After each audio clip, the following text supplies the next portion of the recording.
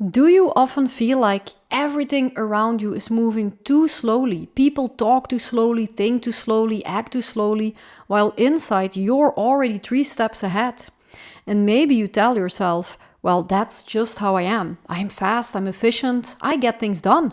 But what if this isn't just a personality trait? What if this constant inner haste, this tension in your body, this irritation with slowness is actually a sign that you're on the wrong timeline, my friend? Most people completely underestimate impatience. They think it's completely harmless, just annoying. But in reality, it can have very real consequences for your health, your safety, your relationships, and of course your quality of life. By the end of this video, you will understand yourself much more deeply if you're an impatient person, clearly see the risks you may have been ignoring, and you know exactly what you can do right now with Bach Flower Remedies. So if impatience has ever caused you stress, exhaustion, conflict, or if you've ever thought, that's just how I am, stay with me until the end.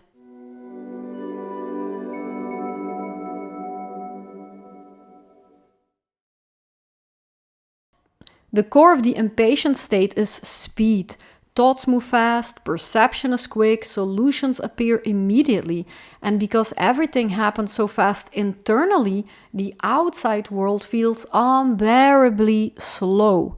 This creates constant inner pressure, not because the person wants to dominate, but because slowing down feels like being trapped in syrup. Adjusting to a lower energetic tempo places a huge load on the nervous system, and so impatience becomes a survival response. From the outside, impatient people can appear very tactless, pushy, impatient of course, even superior. But this is rarely about ego in the usual sense, taking work out of someone's hands, pushing others to hurry, or preferring to simply work alone. Often comes from overwhelm, not from control. Working with others at a slower tempo creates so much tension that independence just feels like relief.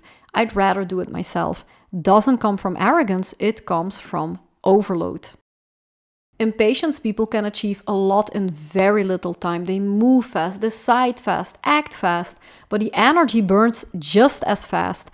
The nervous system rarely downshifts. Recovery doesn't happen properly, and over time, this leads to exhaustion, to irritability, to mental strain, to impulsive decisions. Not because they are careless, but because they are constantly ahead of the present moment. One of the most misunderstood aspects of impatience is the increased risk of accidents. People often think this only happens because the person is inattentive or reckless, and that certainly can be true, but it's not always the case. What actually happens is something much subtler. Impatient people often anticipate situations extremely quickly. They see what is about to happen before it happens. They already know what the next step should be. And because they trust their own speed and perception, they act on that anticipation immediately. I've experienced this myself when I was driving. I noticed that I wasn't reacting to what was actually happening. I was reacting to what I knew what was about to happen. The problem was my level of awareness did not match the level of awareness of the people around me. I was making decisions based on my anticipation, assuming others had seen the situation too. But they hadn't. So I would move too soon, accelerate too early, act before the shared reality had actually caught up. And that's where the danger lies. You're literally on another timeline and you're on your own there.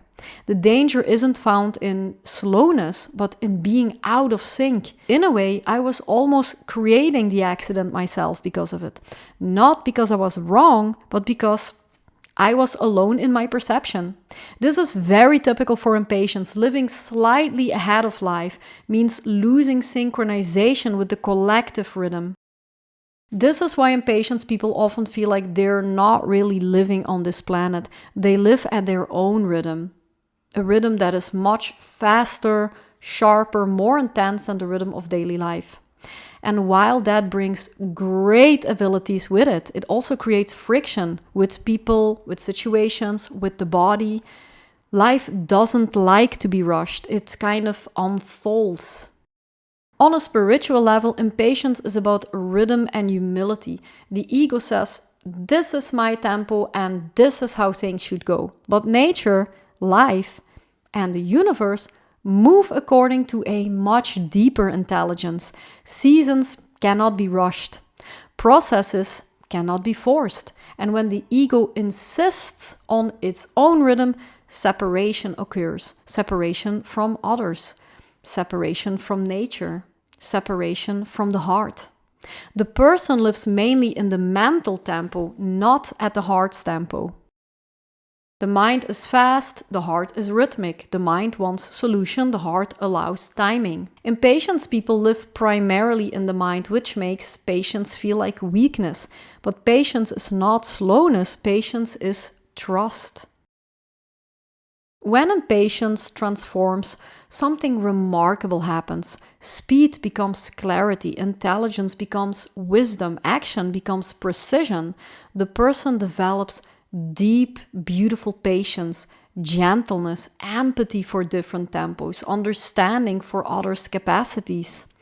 And they don't longer force their rhythm onto the world. They learn to modulate it. Their talents stop isolating them and begin serving the greater whole.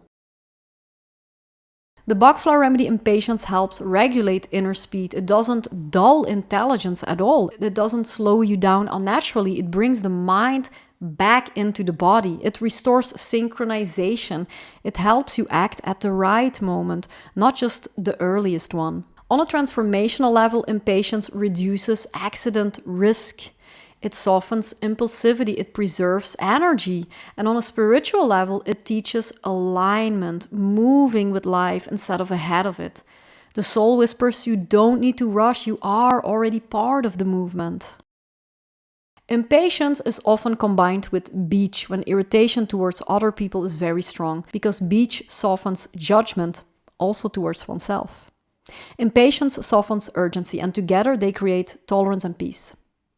Sometimes vervein works good as well when you think you know best and you're just so very driven and passionate and you need something that helps you keeping your volcano of speed from bursting.